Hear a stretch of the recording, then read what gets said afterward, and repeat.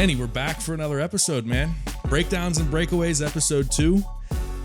How'd you feel about week 1, man? You know, was that like preseason for you, or did we just dive right in mid-season? What do you think?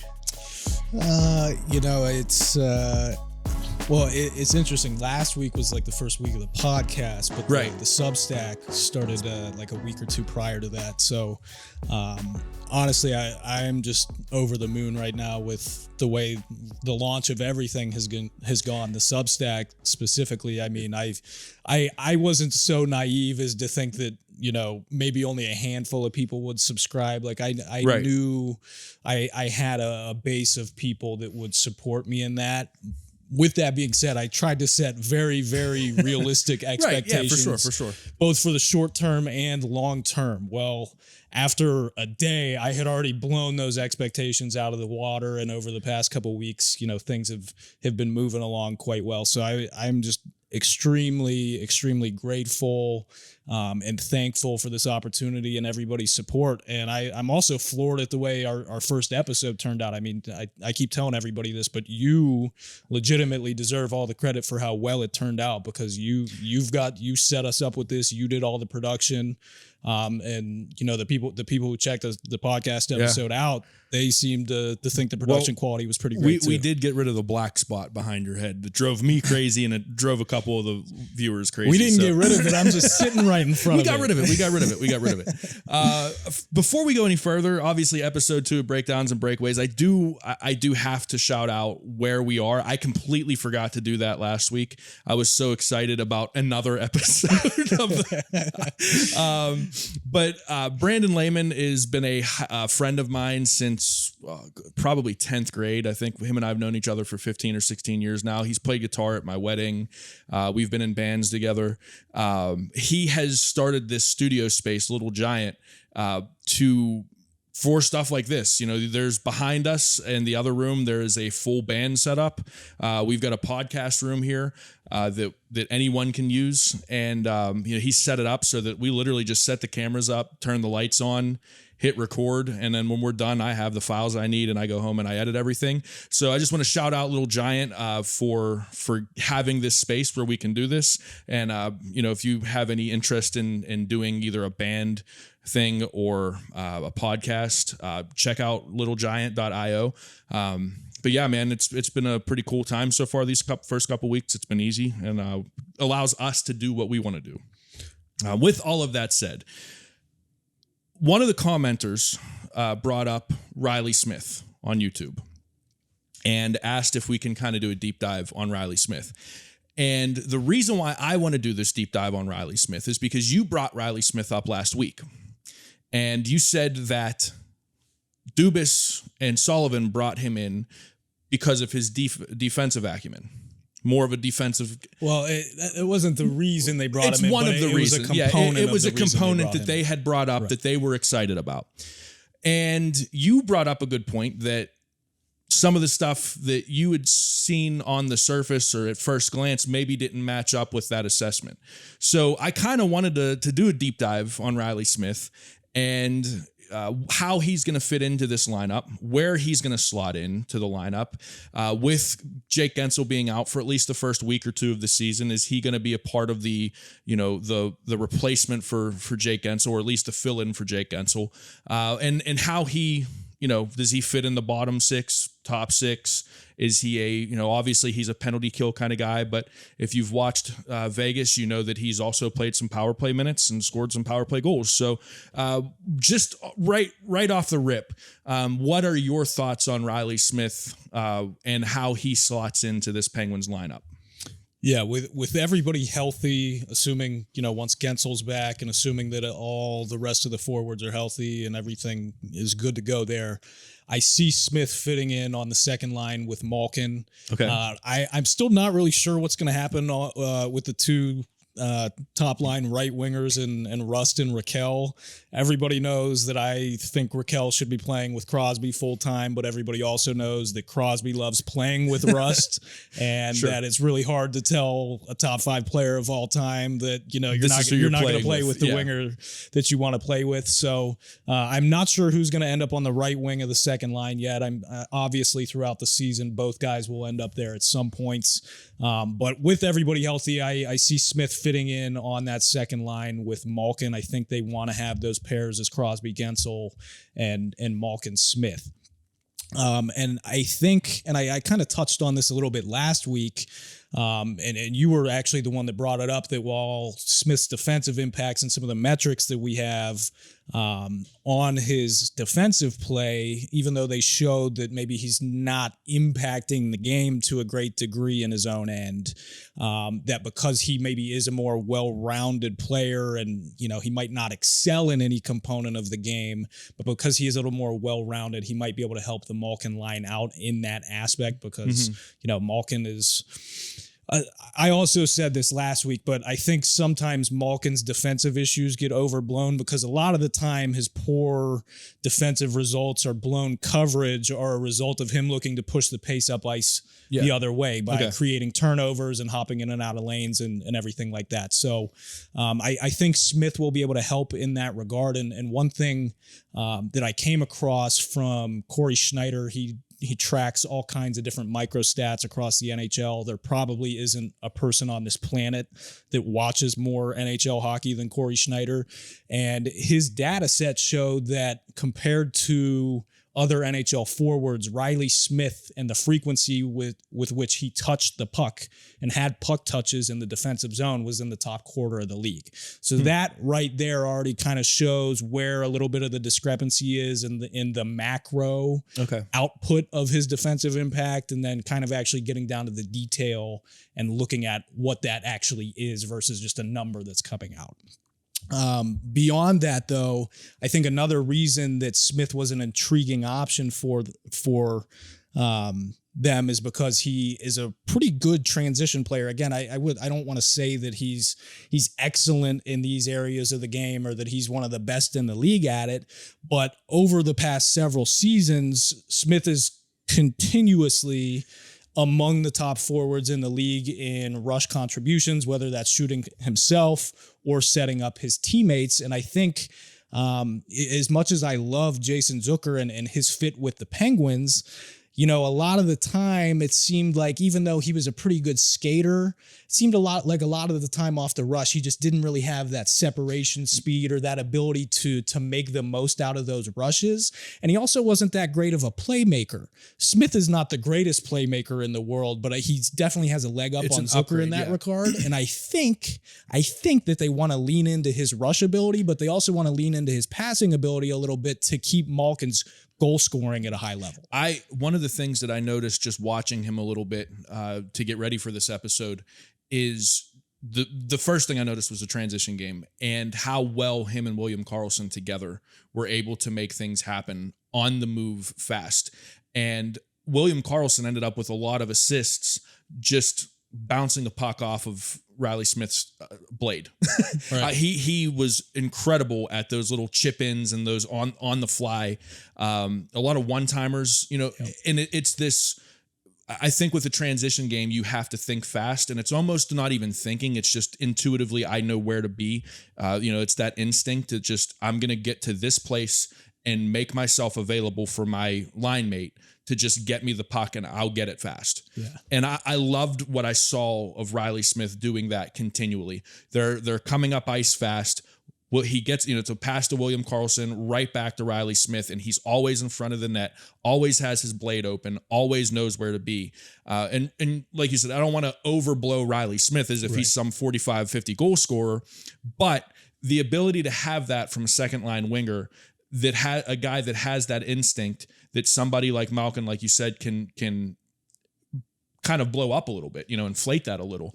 I'm excited to see what he can bring. Yeah, in terms of overall ice time, by the end of the season, he'll end up as their fifth or sixth forward, and that's why it's really important that he has that versatility that you just mentioned, and you even brought it up a little bit ago, where the Penguins, it seems like they're going to use him on the penalty kill a little bit too, and a lot of those moments that you saw when you're talking about with him and Karlsson going up ice, William Karlsson, not Erik Karlsson, right? A lot of those moments did happen on the penalty kill too, so you can see that how that's already going to bleed into all these different areas of the game that maybe the Penguins weren't where they wanted to be last season. And it's nice with him as well that we're talking so much about his transition game and the defensive game, but to have a guy like that who can also give you solid power play minutes as well. Scored a couple power play goals last season, and seemed to me that he knows how to use his shot on the power play. He knows how to get into the right position to let that one-timer go. That was exciting to me because now you have a situation with the Penguins, and you talked in your Substack about what Erik Karlsson is going to bring to the power play. I think that having somebody like Erik Karlsson come on to the power play now, and then another guy like Reilly Smith who has these instincts that we're talking about. Now you have maybe no really hole on either of the two power plays. And I think that in and of itself, if the power play, as you alluded to in the Substack article, if the power play comes up a little bit, that just raises the whole offense a little bit. And again, just having these guys who are instinctive hockey players, I think, is never a bad thing. Yeah, the one other thing that I really that really stuck out to me about Smith's game, and you said it, his ability to find open space and those little pockets of ice at the right time. There's a lot of, anybody can be coached on where you're supposed to go, but it's a lot harder to entangle that with the timing of it and getting to your spots at the right time. And on a lot of the goals he scored last year, he's not even in the frame until the last possible second, and whether he's flying in off the rush or hopping in from the other side of the ice, it always seemed like he was getting to his spots at perfect times.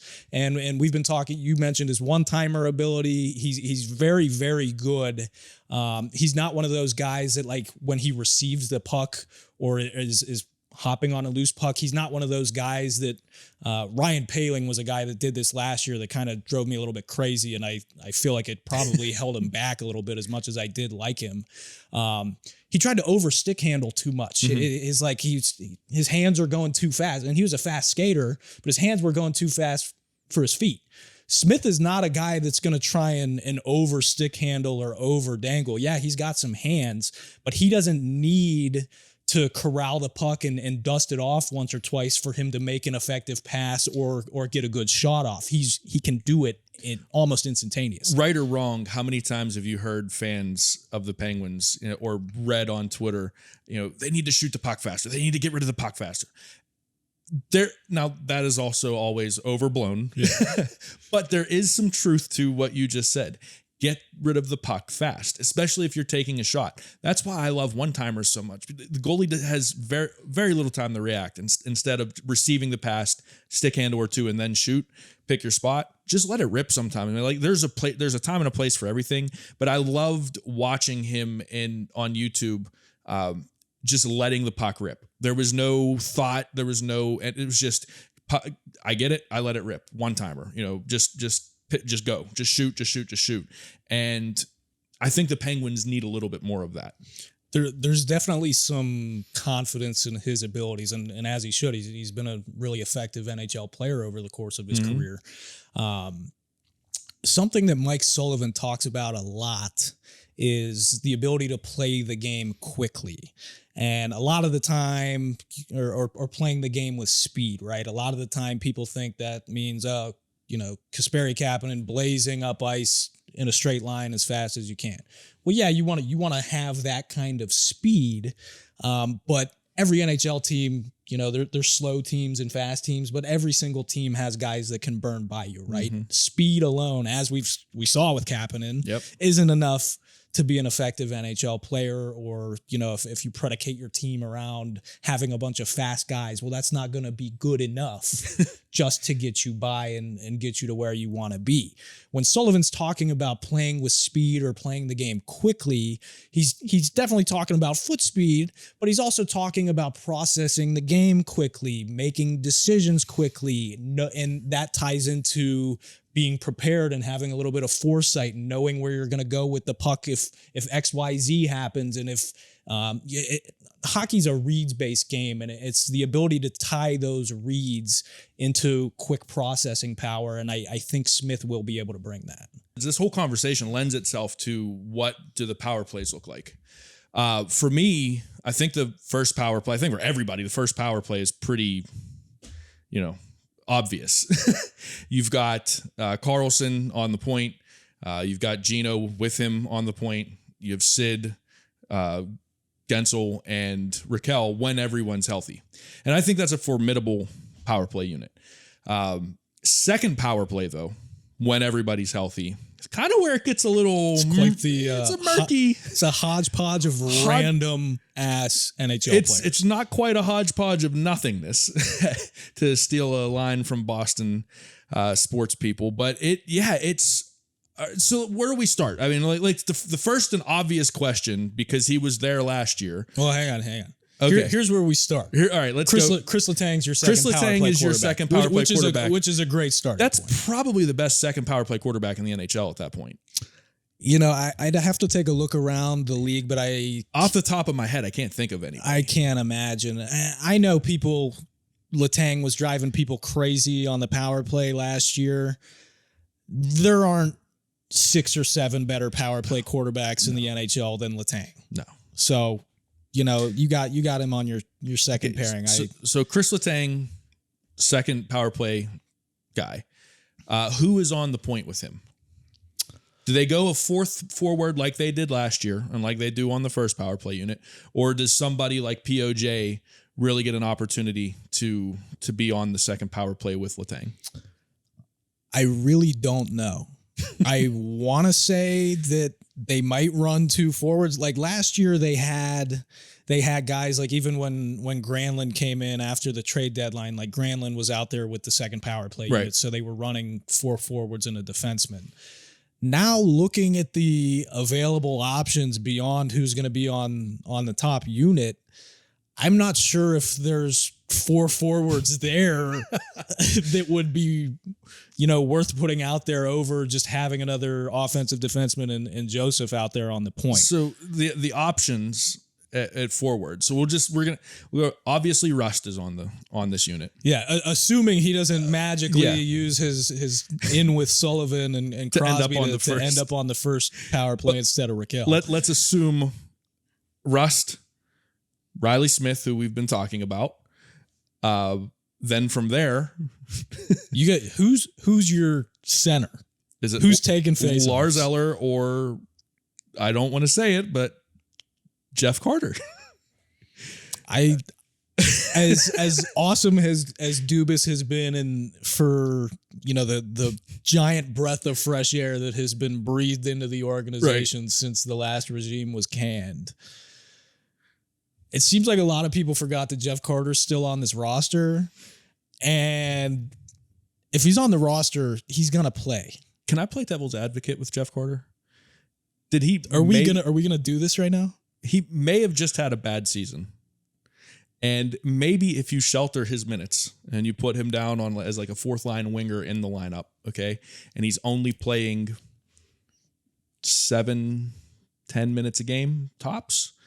Maybe when he's on that second power play unit, he's a little more fresh and a little more, he's only going to be out there on power plays for 45 seconds at a time. Maybe there's something there, or am I just trying to be the eternal optimist? I have my Yinzer goggles on. Well, I mean, yeah, in theory, yeah, I agree. That said, I'm not even going to contradict you here. What I will say is that at the end of last season, myself included, everybody was given Sullivan flack for continuing to ice Carter and having him in the lineup when he just clearly was a black hole. Clearly a black hole. I mean, directly responsible for 3 goals in a game in New York, a big game that they had to win, midpoint of the season, 3/4 point of the season. At some point, Carter was not being utilized in the same fashion he was being utilized from the time he was acquired up until, around this game. Okay. Mm-hmm. I want to say it was right around the time the Penguins regular season had ended. So it was maybe the first, second week of the playoffs.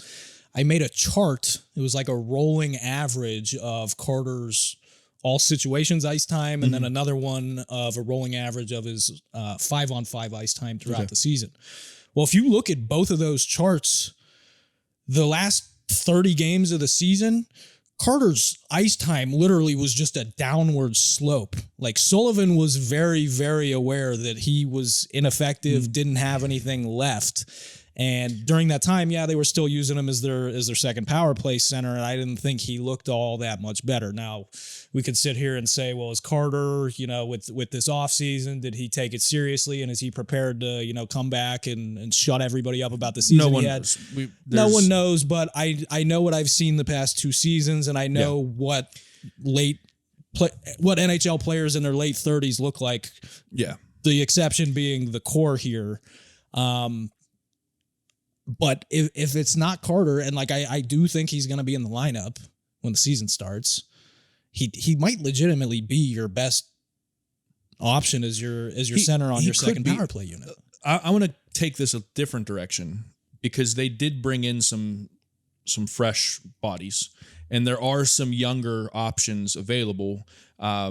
Starting with guys that we know, Drew O'Connor. I mean, he's definitely an option, but I don't know if he is the right option, but he's going to be in this mix. You've got Noah Chari. I don't think Pitlick is a guy that you want to see on your power play. But then there's some guys that maybe won't be on the NHL roster that this training camp and this preseason, I would love to see them maybe live up to some of the potential that we've heard. Those guys being Vinny Heinestroza, Valtteri Puustinen would be another one that I'd love to see, crack the lineup. Alex Nylander would be one that has the talent, but just hasn't seemed to been able to put it together yet. And then, we don't know what to expect from Sam Poulin, and maybe he just needs another year in the AHL just to kind of get things right. But there are some options, some younger options, if some of these guys can figure it out to the point where Sullivan can trust them. Do you see a chance on any one of those names? The problem is maybe one of those guys could vie for the 4th forward spot if they were going to knock Joseph off of there. But the problem here is that with the exception of everyone you mentioned there, with the exception of O'Connor, none of them really have played much center, which means that they're not going to be able to take power play face-offs. So it's still going to be one of Lars Eller or it's going to be Lars Eller, Noah Chari, or Jeff Carter, barring some late addition to this roster. Do you think with Noah Chari being in Toronto last year, Dubas traded for him and Ryan O'Reilly in the St. Louis deal, he did show some scoring pop and he did show some ability while he was in Toronto with higher end talent. He seems to be maybe an intriguing option here, at least. I don't know that he's a better option than Lars Eller or Jeff Carter, but I don't think that he's a worse option than either of the two of them.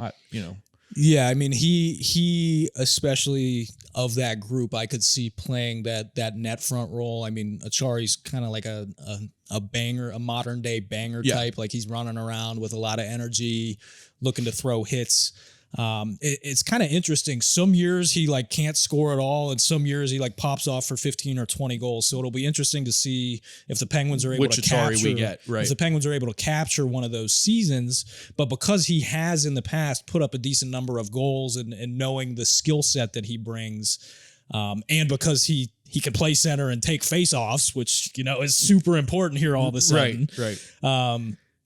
I could see him taking on that role. I mean, I already said it, but Carter still might be your best option, especially if it's between like him and Nieto. Because the thing you got to remember is that Eller and Achari especially, they were brought in to be utilized heavily in defensive situations, whether that's defensive zone starts at full strength or being out on the penalty kill units. So it'll be interesting to see. Obviously, they're bottom sixers and they're not getting a ton of all situations ice time, but I'm also curious to see if they might try and manage those minutes a little bit so that, you don't have guys like Achari or Eller who are out there for literally every different game state. So then I think this begs, to kind of wrap this all up, this begs the question. Obviously, I think we got an upgrade at the Penguins got an upgrade at the top of their lineup. Did they do enough to upgrade the bottom six of the lineup and the second power play unit and some of the penalty kill units? Because that really was the problem last year. You talked about it last week, and I think everybody that even remotely pays attention to the Pittsburgh Penguins knows the top six is the top six. There are some dudes in that top six. Did they do enough this offseason to make the role players better and the, kind of the supporting cast better? Did Dubas do enough in that aspect? I will say that I am mildly concerned about the secondary scoring heading into the season, looking at the available options. However, it's encouraging that instead of not having any possibilities, God, I don't know where that word came from. Not having any possibility of, or God, am I able to speak here? What I'm trying to say is that compared to not having anybody with the potential of making a significant jump in terms of production and overall impact, now they have the Andreas Janssens. That's a guy I forgot to mention. Yeah, they've got guys like him. They've got Nylander, Puustinen, Hinostroza. The odds are stacked against all those guys to really actually become impact NHLers at this stage. But with that being said, they're making gambles on these guys and hoping that one of them inevitably hits. It kind of reminds me a little bit of what the Pittsburgh Pirates did 2 or 3 years ago, where we're not really concerned about how good of a prospect or like have they lived up to potential. We're just going to bring a ton of prospects in. We're just going to load up on prospects. We're going to load up on guys and go with the percentages that one or two of these guys are going to hit. And it's almost kind of what the Penguins have done with their like fringe, maybe not quite AHL guys, but not quite NHL guys. There's 5 or 6 dudes that kind of fit that, somewhere in the middle, 13th, 14th forward kind of guys. And I think one of the things Dubas did was, we'll load up on these dudes and hope that 1 or 2 of them show us enough to be NHL players and figure their potential out with this organization and this coaching and, being around guys like Sid and Gino and Letang and Gensel and Carlson now, maybe some of that will rub off on some of these dudes and we'll get a little lucky. And I think when you're so cap strapped like the Penguins are, I think just off camera we were talking. You said they're about $70,000 over the cap right now. So that's a projection from cap friendly. Obviously, there's no there's no room here to bring in somebody unless it's going to be a PTO.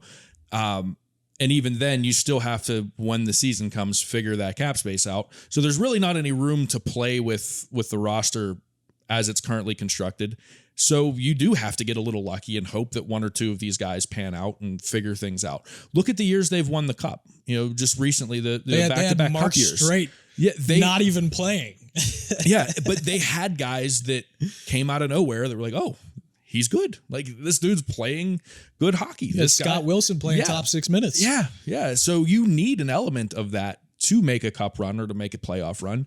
Every team that makes those runs has these guys that at the beginning of the season nobody thought about. I mean, look at the year they beat San Jose in the Stanley Cup.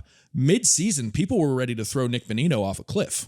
Oh yeah, he in fact, I think both regular seasons that he played with the Penguins, he went through some like severe goal scoring droughts throughout the year. And then he figured it out, and the way they deployed him changed. And, there's always that option that there's going to be a surprise. And I think the Penguins are a prime example of a team that's going to need one or two of those surprises this season. I agree. I really like the line of thinking here. My head jumps to, from that point though, I start to think about where they fit in with the other guys that are going to be in the lineup. Mm-hmm. I do think that each of the guys we talked about have a possibility of becoming what we're talking about here. But they all seem like the kind of guys that are going to need a little bit of help from who they're playing with. So then you look, it's like, well, I said it 5-10 minutes ago, Jeff Carter's going to be in the lineup. Jeff Carter is an anchor. So how do you get Vinny Hinostroza or Andreas Janssen going in the bottom six if you have them on that line? I think the opportunity is you manage, and I don't know that Sullivan will do this, but you take a page out of the NBA book and manage Carter's minutes. He doesn't have to play 82 games. He doesn't have to play 70 games. He's what, 40, 39, 40 now? He's 38 now. 38. Okay. So why play him 82 games? Why, if he's healthy, why play him every time you have to play him? Let him sit a little bit. That's just the politics of the NHL. Right. But break that. There's no rule that says you can't break that. I mean, if you're serious about winning, try it. I agree. I mean, I said it last year. Sullivan, every time he said, yeah, we're putting the lineup out there that we think gives us the best chance to win. And how can you say that when you're putting Jeff Carter in your lineup? Yeah. Right? I mean, I'm fine with Jeff Carter if I don't see a lot of Jeff Carter. I think that. Are you fine with him though because you have no other choice to be? Yes, 100%. I mean, like that's really what this boils down to. We're past the point, and I'm honestly not with you, but I'm a little annoyed that we let this turn into like a Carter talk here because it's been beat to a dead, like we're beating a dead horse here. But the thing is we know he's here. There's nothing that anyone can do about it. Short of, and I would never wish injury on anybody, but short of something like that happening, he's going to, like you said, he's going to be in this lineup. So now what do? You deploy him in a way that makes sense rather than just keep throwing him out there the way they did last year. Right, but I said it earlier, there was a point in the season in the latter stages when they did make that adjustment. Yeah, and when he was playing fourth line and he still wasn't very effective. It was so hilarious. I'm not even going to bring it up. Enough with the Carter stuff. Do you see what these are? These are called Yinzer goggles. So I'm optimistic. Carter's going to be fun. No, I can't even get it out jokingly. I think this is a great spot to just say, good episode, Danny. If anything, I feel like this has opened up plenty of stuff for us to talk about moving forward. Next episode on Breakdowns and Breakaways, we will go into a deep dive of Jeff Carter and his minutes and his production. When I was still... We won't. I promise we won't. When I was still working the beat for DK Pittsburgh Sports, the season had ended and I had to write something on like a random weekday, and it's really tough coming up with off-season content. And, I was like, let me just take a look. Everybody's completely over Carter, has completely, succumbed to the idea that he's a complete net zero. Let me just do like an actual thorough review, thorough analysis here to see if there's anything left to squeeze out of this guy. And I did. I wrote an in-depth piece. It was basically like, no, there's not a left to squeeze out of him. And one of the first comments on there was like, did we really need another Carter Sucks deep dive? And while he is obviously relevant to the conversation we're having here, that's what pops into my mind every time we keep talking about him. I think to put a nice bow on this, if you're talking about the second power play unit with the Pittsburgh Penguins, Jeff Carter's name has to come up. And I think that that's where this is. Hopefully they find a way to work around that. But as it stands right now, it's Jeff Carter or Lars Eller or maybe Noel Acciari in that center to at least start the season. And then we'll see where it goes from there. Again, I think that's a nice way to end this. You got anything else for anyone? No. I don't either. So we'll see everyone next week, same time, same YouTube channel. And thanks for hanging out with us and talking some hockey.